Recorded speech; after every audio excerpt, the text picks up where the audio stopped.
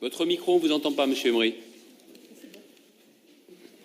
Oui, j'interviens en même temps sur la décision modificative. C'était simplement de rebondir sur le propos tout à fait inexact de Monsieur le prêtre sur une supposée demande de notre part de suppression du Césaire. Je le renvoie au projet régional. Le projet régional de la liste conduite par Marine Le Pen était très clair et proposait d'associer plus étroitement le Césaire à la prise de décision. C'est bien donc tout le contraire de ce qui a été dit par Monsieur le prêtre. Alors, concernant... Excusez-moi, j'utilise juste mon pouvoir d'intervenir de façon à ce qu'on puisse fermer cette parenthèse. Comme ça, je vous laisserai après, vous inquiétez pas, je ne vous prends pas votre temps de parole. Plénière du 14 mars, Michel Guignot. Même si l'existence ou non du Césaire ne dépend pas de vos décisions, nous considérons aujourd'hui que le Césaire est démonétisé et qu'il coûte assez cher aux contribuables. Même si vous ne pouvez pas le supprimer, nous sommes contre cette structure. Michel Guignot, le 14 mars.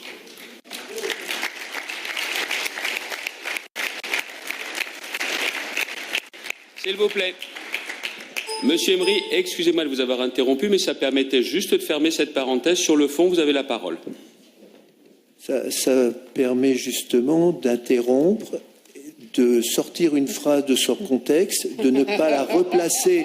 S'il vous plaît, Monsieur Emery a la parole et lui seul. De ne pas la replacer dans une vision globale qui est toujours la nôtre. Et ce qui a pu être dit par mon collègue Michel Guignot, c'est justement parce que nous trouvons que le Césaire est démonétisé par la manière dont les exécutifs successifs ont travaillé avec lui, se contentant de lui demander un avis au minimum légal, alors qu'on aurait pu l'associer beaucoup plus en amont des décisions prises. C'est tout à fait ce qu'il a dit.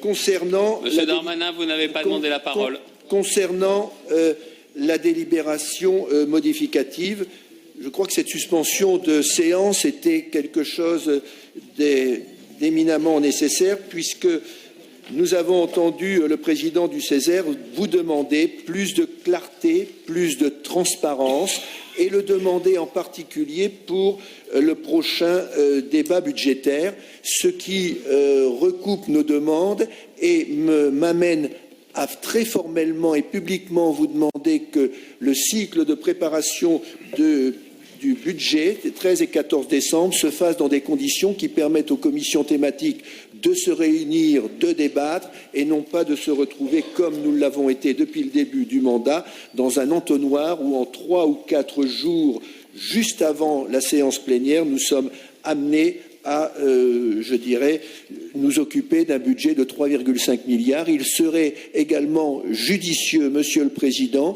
que l'avis du Césaire ne soit pas le 13 et 14 décembre remis sur table le jour même, mais que nous en disposions 12 jours avant, qu'en recevant le dossier, nous ayons également l'avis du Césaire, ce qui permettrait d'enrichir le débat.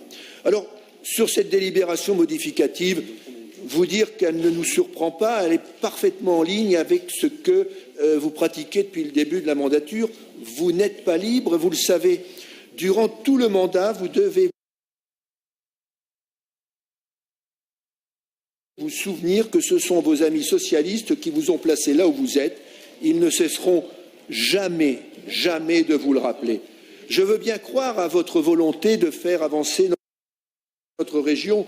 Vous n'êtes peut-être pas le méchant que décrit Sarkozy, vous n'en avez simplement pas les moyens, tenu que vous êtes par les que plus de 90% des délibérations présentées sous l'ancienne mandature, y compris celles concernant le budget, ont été votées par certains de vos amis qui siègent toujours ici. Mais venons-en maintenant à la mandature actuelle. Le 26 avril, à l'occasion du débat d'orientation budgétaire, vous nous présentiez 2 scénarios. Premier scénario, le scénario au fil de l'eau, ce qui implicitement renvoie à la politique du chien crevé au fil de l'eau, et celui du redressement, plus conforme à la vertu républicaine. Et donc, sur les dépenses de fonctionnement, vous étiez en baisse. Vous annonciez que les dépenses de fonctionnement, vous alliez les ramener à moins de 2 milliards, de mémoire 1 milliard 969 millions. Le 20 mai, le courrier Picard publiait les travaux d'une agence de notation qui, évoquant les perspectives négatives de la nouvelle région, évoquait une explosion de la dette, une épargne brute qui s'effondre dangereusement, un terrible manque en termes d'investissement.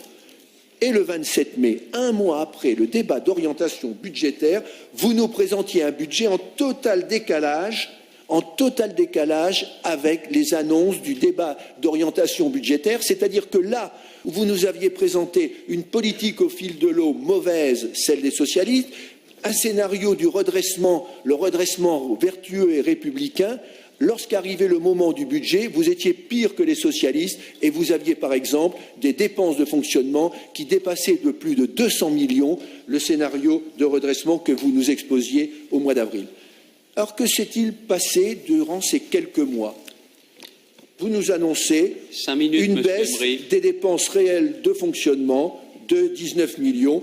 Vous voudriez sans doute, vous ne le pouvez pas. Donc, vous n'avez pas de stratégie budgétaire parce qu'il n'y a pas de méthode pragmatique et responsable. Et c'est la raison pour laquelle nous ne voterons pas ce budget modificatif. Monsieur le prêtre.